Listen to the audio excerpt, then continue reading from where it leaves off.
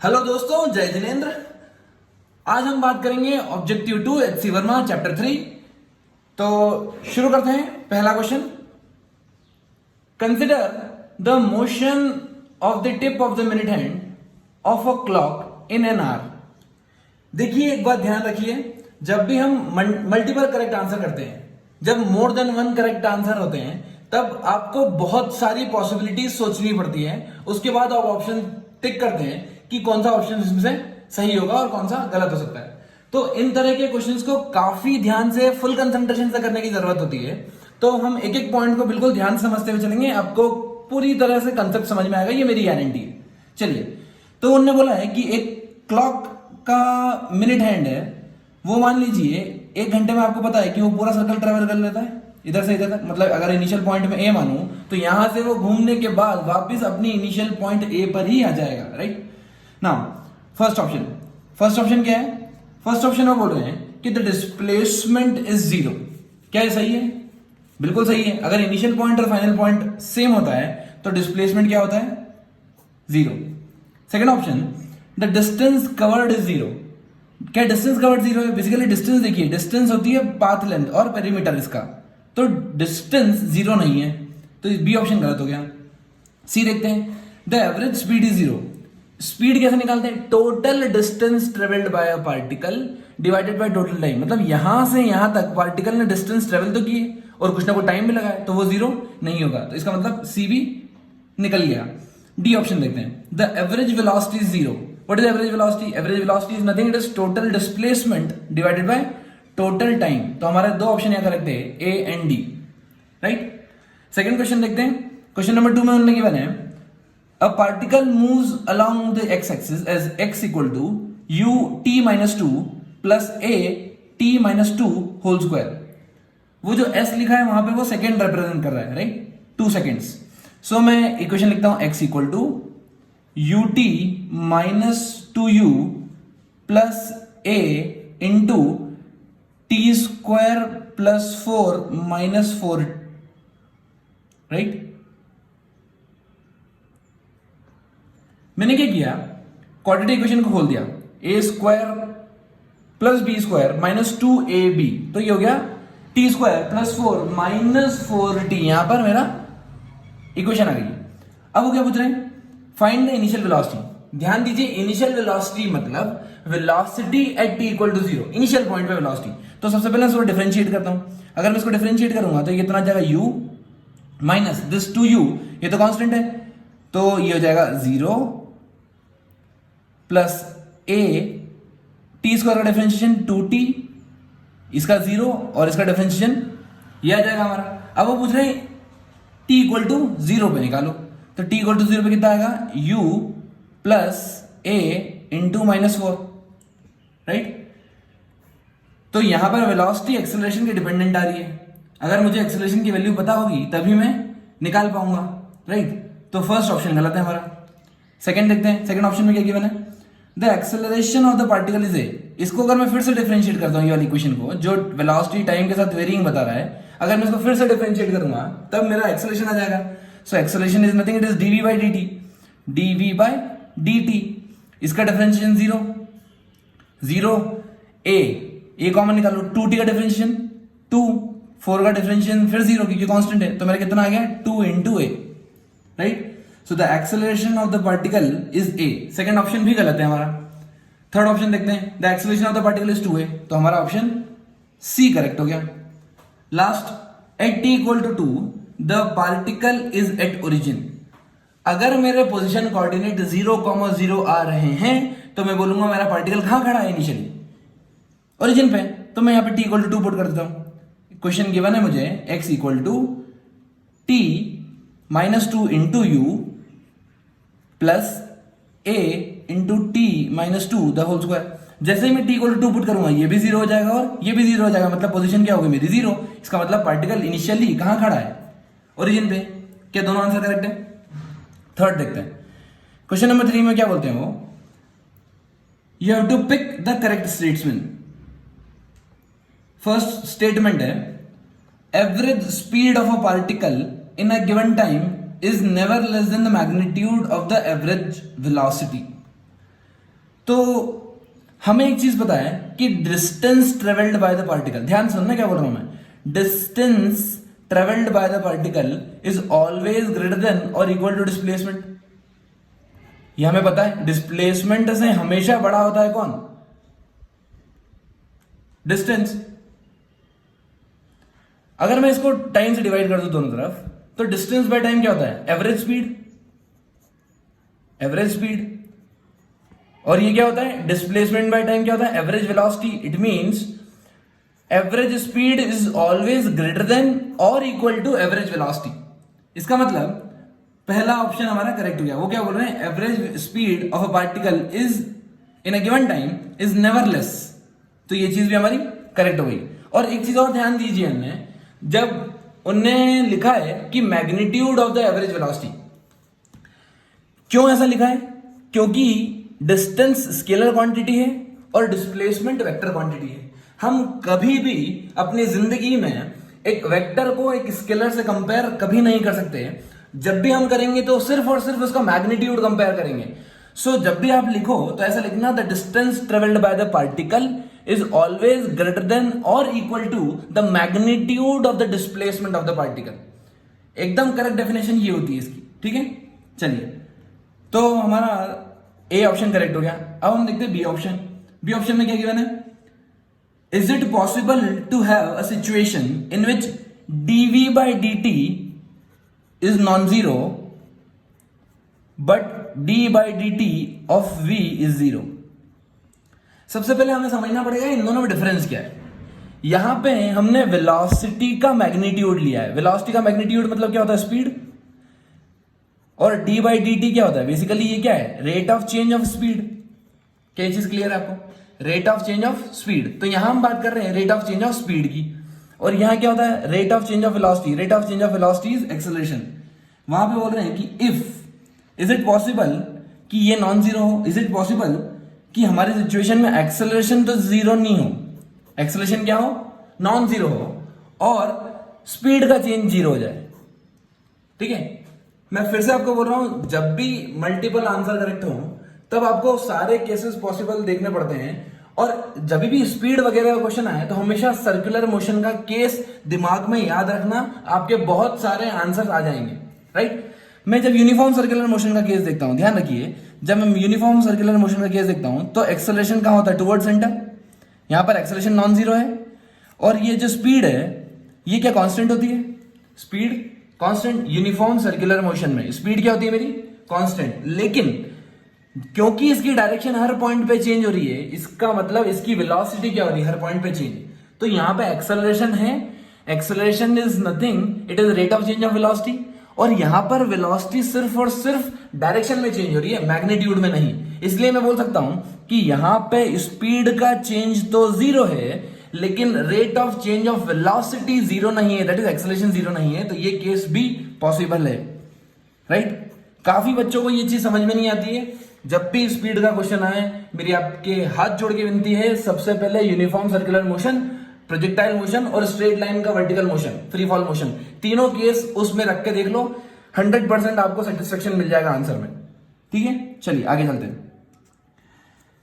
सी option देखते हैं, the average velocity of a particle is zero in time interval. Is it possible that the instantaneous velocity is never zero in the interval. तो क्या बोल रहे हैं कि एक इंटरवल में, एक टाइम इंटरवल में एवरेज वेलोसिटी तो जीरो हो गई। एवरेज वेलोसिटी जीरो हो गई मतलब पार्टिकल क्या हुआ, नेट डिस्प्लेसमेंट जीरो हो गया। जहां से यहां से स्टार्ट किया वो घूम फिर के वापस यहीं आ गया, ऐसा मान लीजिए। जब भी नेट डिस्प्लेसमेंट जीरो हो जाता है, मेरा एवरेज वेलोसिटी जीरो हो जाती है।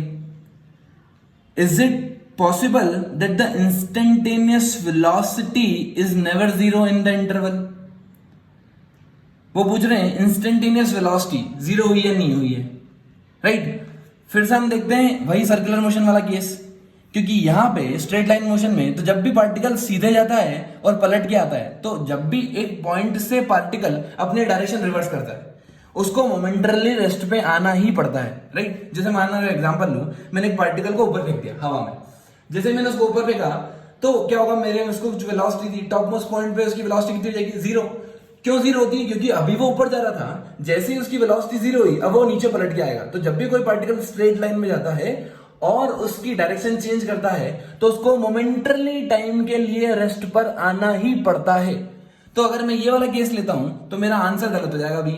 लेकिन अगर मैं सर्कुलर मोशन लेता हूं, ध्यान से सुनिएगा, अगर मैं सर्कुलर मोशन लेता हूं तो ये स्पीड ऐसे चलती जा रही है मेरा, राइट, पार्टिकल, और जब यहां घूम के आता है, ध्यान से देखिए इधर, जब पार्टिकल घूम के आता है तो नेट डिस्प्लेसमेंट कितना? Net displacement zero.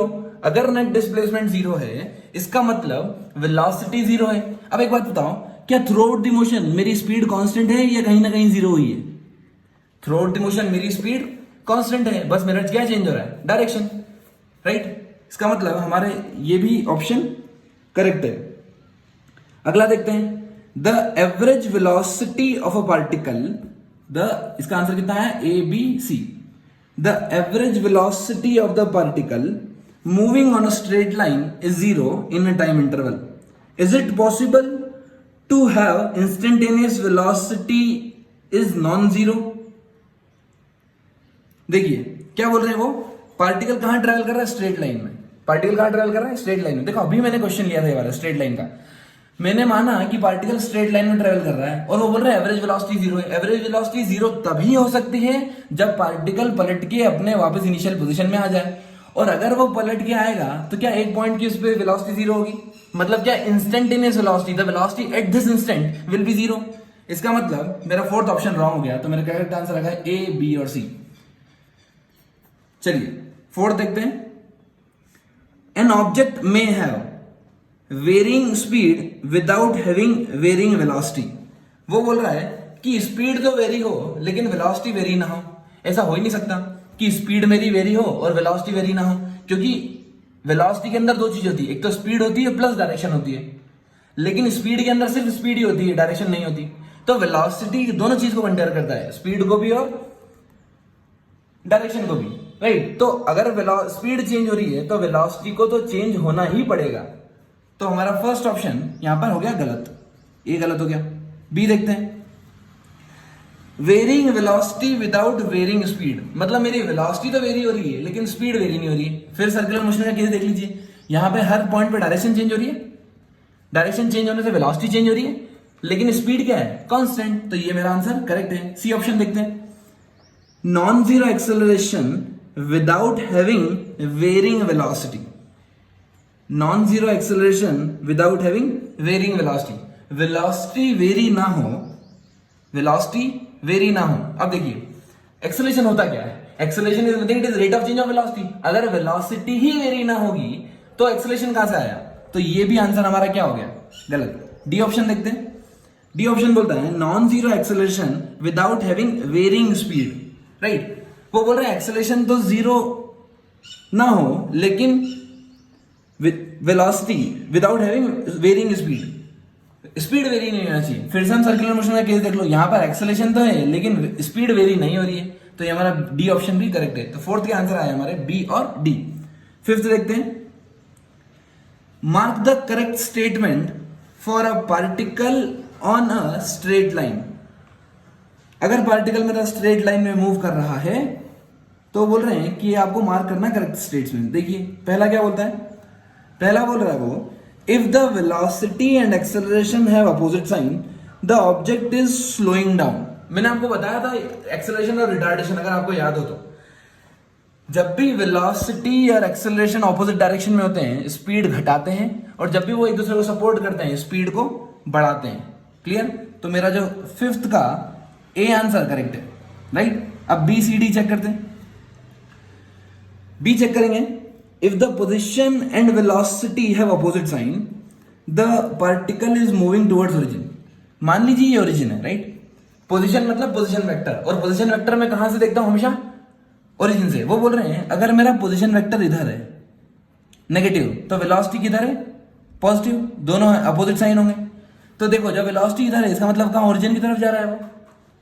दूसरे केस में अगर मेरा पोजीशन राइट में लेता हूं मैं तो वेलोसिटी किधर हो जाएगी? लेफ्ट में, ऑपोजिट साइन। इसका मतलब फिर से वो कहां जा रहा है? ओरिजिन की तरफ। इसका मतलब मेरा बी ऑप्शन भी करेक्ट हो गया। सी ऑप्शन देखते हैं, if the velocity is zero at an instant the acceleration should also be zero at that instant. क्या बोल रहे हैं, अगर किसी पॉइंट पे वेलोसिटी जीरो होती है तो उस पॉइंट पे एक्सेलरेशन भी जीरो होगा. ये बात तो बिल्कुल गलत है. क्यों?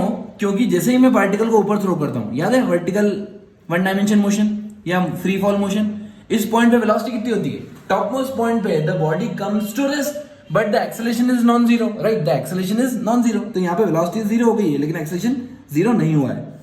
डी ऑप्शन देखते हैं. If the velocity is zero for a time interval, the acceleration is zero at any instant with in the time interval. वो क्या बोल रहे हैं कि वेलोसिटी जीरो है किसी पर्टिकुलर टाइम इंटरवल के लिए, राइट? मान लो 2 सेकंड के लिए, 1 सेकंड के लिए, कुछ टाइम इंटरवल के लिए जीरो है. अब वो बोल रहे हैं the acceleration is zero at any instant. अब क्या होगा, जैसे मान लो मैं कोई ऐसा एग्जांपल ले लेता हूं कि वेलोसिटी बढ़ गई और थोड़ा टाइम के लिए कांस्टेंट हो गई, फिर वापस घट गई या बढ़ गई, कुछ भी ले सकते हैं. तो इतने टाइम इंटरवल के लिए, भले ही छोटा टाइम इंटरवल है, किसी पॉइंट पर अगर मैं स्लोप निकालूंगा तो क्या जीरो आएगा? वेलोसिटी टाइम ग्राफ का अगर स्लोप जीरो आता है, इसका मतलब एक्सेलरेशन क्या है उसका? जीरो. अगर एक्सेलरेशन जीरो है for a particular time interval, velocity में चेंज अगर कांस्टेंट है, या मैं बोलूं वेलोसिटी का चेंज जीरो है, सॉरी चेंज जीरो है, वेलोसिटी कांस्टेंट है, तो मेरा एक्सेलरेशन जीरो होगा. किसी भी एक इंस्टेंट पे हो सकता है, क्योंकि अगर जैसे टाइम इंटरवल कम कर दूं मैं तो एक छोटा सा इंस्टेंट होगा, लेकिन होगा जरूर. ठीक. अब हम देखते हैं क्वेश्चन नंबर 6. क्वेश्चन नंबर 6 में क्या बोला हमने हमसे? The velocity of a particle is zero at T equal to zero. मतलब मेरा पार्टिकल रेस्ट पे है, कहां पर? टी इक्वल टू जीरो पे. टी इक्वल टू जीरो पे मेरा पार्टिकल आ गया रेस्ट पे. फर्स्ट ऑप्शन देखते हैं, इसमें 4 ऑप्शन देखेंगे, A B C D. First option, the acceleration at T equal to zero must be zero. देखिए, अगर पार्टिकल की वेलोसिटी जीरो है, पार्टिकल की वेलोसिटी जीरो है, तो उसका ये मतलब नहीं है कि एक्सेलरेशन जीरो होगा. हो सकता है मैं फोर्स लगाना स्टार्ट कर रहा हूं, या फिर अगर मैंने पार्टिकल को ड्रॉप कर दिया ऊपर से, ठीक है, फ्री फॉल मोशन कंसीडर करते हैं, तब इनिशियल पॉइंट पे वेलोसिटी कितनी होती है? जीरो. लेकिन एक्सेलरेशन तो होता है ना, अरे उसको बॉडी नीचे खींचती है, तो ये मस्ट भी जीरो लिखा हुआ है, इसलिए गलत हो गया. सेकंड देखते हैं, the acceleration at T equal to zero may be zero. ये बिल्कुल सही है. मान लीजिए अगर पार्टिकल रेस्ट पे है और मैं उसके ऊपर कोई फोर्स ही नहीं लगा रहा हूं, अगर कोई एक्सेलरेशन नहीं है, कोई फोर्स नहीं है, या फिर बहुत सारे फोर्सेस हैं, मान लीजिए 2 फोर्सेस हैं, ऐसे ऐसे लग रहे हैं, राइट? तो दोनों तरफ से नेट इफेक्ट क्या हो रहा है? कैंसिल. तो इसलिए इंग्लिश यहां पे देखिए, यहां पे लिखा है may be zero. There is a possibility कि पार्टिकल रेस्ट पे हो, इनिशियली भी रेस्ट पे हो और कोई एक्सेलरेशन नहीं हो, तो फाइनली भी वो रेस्ट पर ही रहेगा. सी ऑप्शन चेक करते हैं. If the acceleration is zero at T equal to zero to T equal to 10. Acceleration zero मतलब वेलोसिटी क्या होगी? कांस्टेंट. मतलब वो बोल रहे हैं कि t इक्वल टू जीरो से लेकर t इक्वल टू 10 सेकेंड तक वेलोसिटी मेरी कांस्टेंट है. तब वो पूछ रहे हैं the speed is also zero in this interval. Speed क्या होगी? जीरो इस इंटरवल में. If the acceleration is zero, अगर हमने बोला एक्सेलरेशन जीरो है, इसका मतलब rate of change of velocity क्या कांस्टेंट है?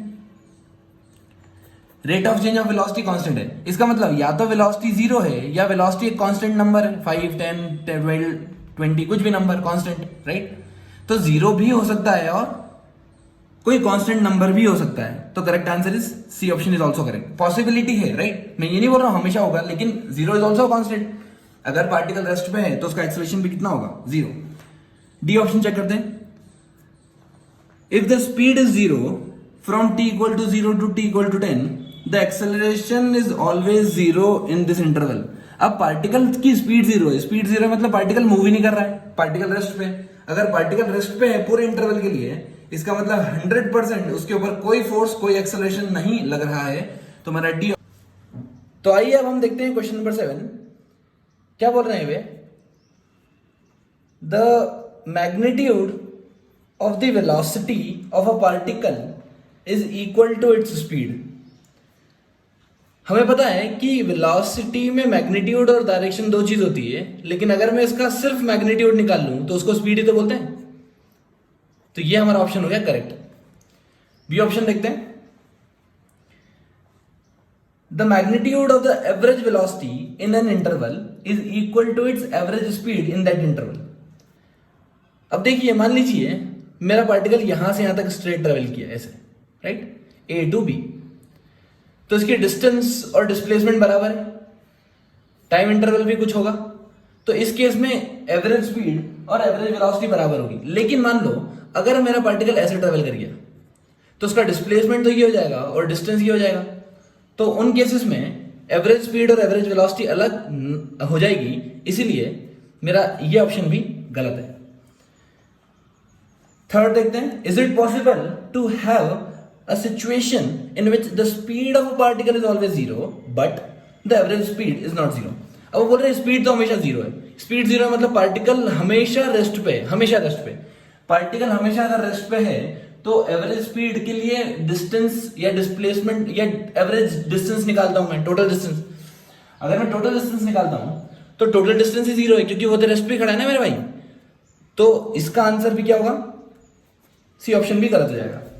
डी देखते हैं, is it possible to have a situation in which the speed of the particle is never zero but average speed of an interval is zero। अब वो बोल रहे क्या ऐसा पॉसिबिलिटी है कि speed of the particle is never zero, मतलब speed तो है पार्टिकल की स्पीड है, मतलब पार्टिकल कुछ ना कुछ डिस्टेंस कवर कर रहा है, डिस्टेंस नॉन जीरो है, राइट, डिस्टेंस नॉन जीरो होने के बाद वो बोल रहे हैं कि एवरेज स्पीड जीरो हो जाए, तो एवरेज स्पीड क्या होती है, total distance by total time, time तो जीरो नहीं हुआ है क्योंकि कुछ ना कुछ चल रहा है वो, और स्पीड है उसकी, और डिस्टेंस भी जीरो नहीं है, ये भी जीरो नहीं है, ये भी जीरो नहीं है, तो एवरेज जीरो कैसे हो सकता है, इसका मतलब डी ऑप्शन भी क्या है, गलत, ये पॉसिबल नहीं है, right. Question number 8, question number 8 देखते हैं, तो क्वेश्चन नंबर 8 में गिवन हमको velocity time graph for a particle moving in a straight line is shown, एक फिगर दे रखा है उन्होंने, उसमें स्ट्रेट लाइन बना रखी है और हमको क्या पूछा उन्होंने, first option, the particle has a constant acceleration, right, मैं ड्रॉ कर देता हूं यहां पे, ये कुछ ऐसा है, राइट, ये 10, ये सिमेट्री से देखूंगा तो ये 20 और ये 30 ऐसे, right.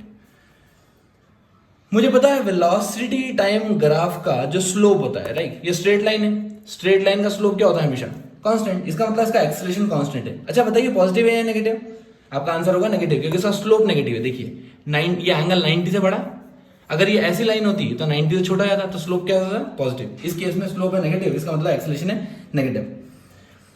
The particle has never turned around, देखिए पार्टिकल, वो पूछ रहे हैं कि पार्टिकल ने टर्न किया है कि नहीं किया है, तो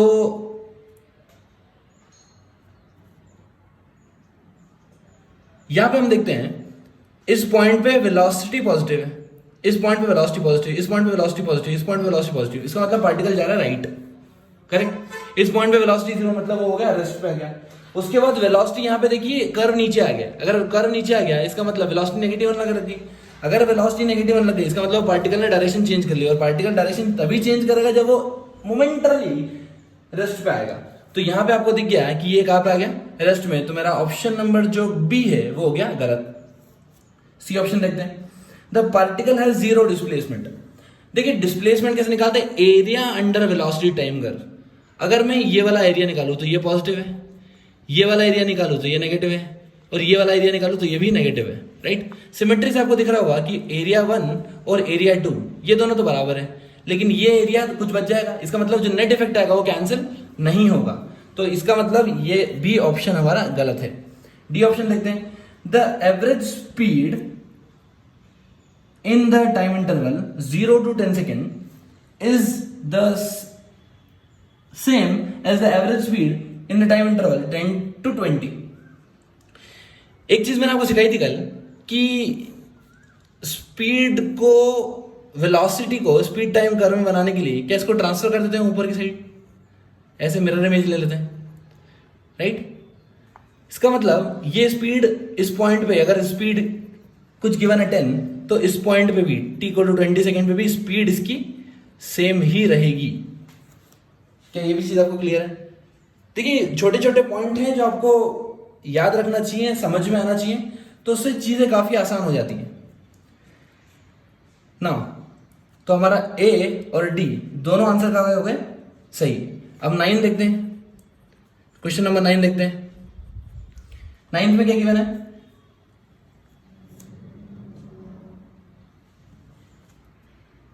figure shows the position of a particle moving on the x axis. एक फिगर दे रखा है उन्होंने, राइट? हम फिगर बना लेते हैं यहां पे, आपको स्क्रीन पे दिख भी रहा होगा क्वेश्चन, राइट? तो मैं कोशिश करता हूं बनाने की, हालांकि मेरी ड्राइंग इतनी अच्छी नहीं, बट फिर भी स्ट्रेट लाइन घुमाना ही तो है, थोड़ा थोड़ा सा कोशिश कर लेते हैं।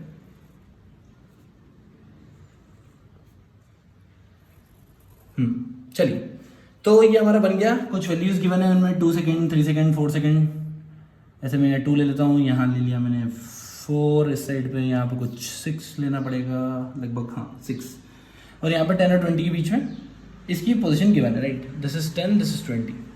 नाउ क्या पूछ रहे हैं वो फर्स्ट ऑप्शन में? 4 ऑप्शन कंपेयर करेंगे, A B C D। वो हमसे पूछ रहे हैं कि the particle has come to rest 6 times.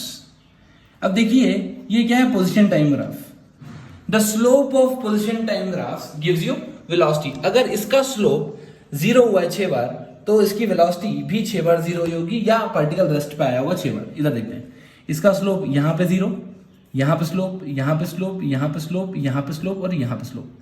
तो 6 बार ये पार्टिकल कहाँ आया है? रेस्ट पे। तो मेरा पहला ऑप्शन करेक्ट है, राइट? नाउ सेकंड ऑप्शन देखते हैं। The maximum speed is at t equal to 6 second. You know that the displacement time graph का स्लोप हमें क्या देता है? वेलोसिटी। अगर वेलोसिटी निकालना है मुझे, तो स्लोप निकालना पड़ेगा। जिस पॉइंट पे सबसे ज्यादा स्लोप है, उस पॉइंट पे ज्यादा वेलोसिटी होगी। अब ध्यान रखिए, यहां पे स्लोप ऐसा है, लेकिन आपको ये वाले पॉइंट दिख रहे हैं, इन पे स्लोप और ज्यादा है इनसे भी कंपैरिजन, राइट? इसका मतलब इस पॉइंट पे मैक्सिमम तो नहीं है, तो मेरा बी ऑप्शन गलत हो गया। सी देखते हैं। The velocity remains positive for t equal to 0 to t equal to 6। वो बोल रहे हैं वेलोसिटी हमेशा पॉजिटिव है। अब देखिए वेलोसिटी कैसे निकालते हैं? स्लोप से। इधर देखेंगे तो यहां पे स्लोप नेगेटिव है शुरुआत में, इनिशियली, फिर स्लोप यहाँ 0 हो गया, फिर स्लोप बढ़ रहा है ऐसे, फिर पॉजिटिव हो गया, फिर 0, फिर नेगेटिव हो गया, मतलब पॉजिटिव नेगेटिव होते जा रहा है। इसका मतलब throughout the motion positive तो नहीं है। डी ऑप्शन देखते हैं। The average velocity for the total period soon is negative. वो बोल रहे हैं एवरेज वेलोसिटी। एवरेज वेलोसिटी किस निकालते हैं? Basically total displacement by total time. तो टाइम तो कभी पॉजिटिव हमेशा ही रहता है, और डिस्प्लेसमेंट देखते हैं। अब यहां पे अगर अपन इस पॉइंट को देखें और इस पॉइंट को देखें, तो पार्टिकल थोड़ा सा ऊपर गया, राइट? इसका मतलब जो डिस्प्लेसमेंट है वो पॉजिटिव है। अगर पॉजिटिव है तो वेलोसिटी भी पॉजिटिव होगी, नेगेटिव नहीं हो सकती। तो चलिए दोस्तों लास्ट क्वेश्चन देखते हैं। वो बोल रहे हैं the accelerations of a particle as seen from 2 frames S1 and S2 have equal magnitude 4 metre per second. अब ध्यान रखिए, एक्सेलरेशन एक वेक्टर क्वांटिटी है, और वेक्टर क्वांटिटी में मैग्नीट्यूड और डायरेक्शन आपको दोनों का ध्यान रखना पड़ता है। यहां पे मैं क्या करता हूं, एक जनरल केस ले लेता हूं कि मेरा पार्टिकल रेस्ट पे है इधर, और मेरे 2 फ्रेम S1 S2 कितने से मूव कर रही है? 4 मीटर पर सेकेंड से, रैंडम डायरेक्शंस में, राइट? 4 metre per second. जब मैं रिलेटिव स्पीड लूंगा या रिलेटिव एक्सेलरेशन की बात करूंगा, तो क्या इस पार्टिकल को, इस पार्टिकल का एक्सेलरेशन पीछे की तरफ दिखेगा? सिमिलरली इस फ्रेम में इस पार्टिकल का इधर दिखेगा, राइट? तो मेरे पास नेट रिजल्टेंट कैसा आएगा? अगर मुझे नेट रिजल्टेंट निकालना हो किसी भी 2 वेक्टर का, ध्यान से सुनिएगा, ये भी वेक्टर है, 4 वेक्टर, मुझे डायरेक्शन पता नहीं है, तो मैं एन कैप मान लेता हूं, N cap, N1 cap, N2 cap, right? मैंने आपको एक कॉन्सेप्ट सिखाया था कि अगर 2 वेक्टर है मेरे पास A एंड B, और मुझे उन दोनों के बीच का एंगल पता नहीं है, क्या चीज? मेरे पास 2 वेक्टर हैं A एंड B, अगर उसके बीच का मुझे एंगल पता नहीं है और मुझे इसका रिजल्टेंट निकालना है। रिजल्टेंट मतलब क्या होता है? Basically sum of 2 vectors. जब भी मुझे रिजल्टेंट निकालना है तो मैं क्या करता हूं, vector A plus vector B, इन दोनों का वेक्टर सम कर देता हूं। इसकी मैक्सिमम वैल्यू कितनी आती है? A प्लस B, और जो मिनिमम वैल्यू आती है वो आती है A माइनस B। ये आपको याद होनी चाहिए, बहुत इंपॉर्टेंट कॉन्सेप्ट है ये। कभी भी 2 एक्सेलरेशन को ऐड करना हो तो उसकी मैक्सिमम वैल्यू आएगी a plus B, minimum value आएगी a माइनस बी। इसका मतलब उनको ऐड करने पे सारी वैल्यूज पॉसिबल है from a minus B to a plus B, correct. इसका मतलब अगर मैं इसका एक्सलेशन का निकालूंगा तो 4 माइनस 4 कितना हो जाएगा 0, और यहां पे कितना हो जाएगा 4 प्लस 4 8, राइट। इसका मतलब सारे आंसर्स पॉसिबल हैं 0 से 8 मीटर पर सेकेंड स्क्वायर तक के, राइट। सारे आंसर्स पॉसिबल हैं। अब ऑप्शन देखते हैं ए। ऑप्शन ए में उन्होंने बोला है कि भाई this frame must be at rest with respect to each other. तो ये बिल्कुल गलत बात है, कोई जरूरत नहीं है उनको रेस्ट पे लेने की। सेकेंड ऑप्शन देखते हैं, the frames may be moving with respect to each other but neither should be accelerated with respect to the ground, right. वो मूव कर रहे हैं और वो एक्सेलरेटेड नहीं है, राइट। तो ऐसा भी पॉसिबल नहीं है। सी ऑप्शन देखते हैं, the acceleration of S2 with respect to S1 may be either 0 और 8।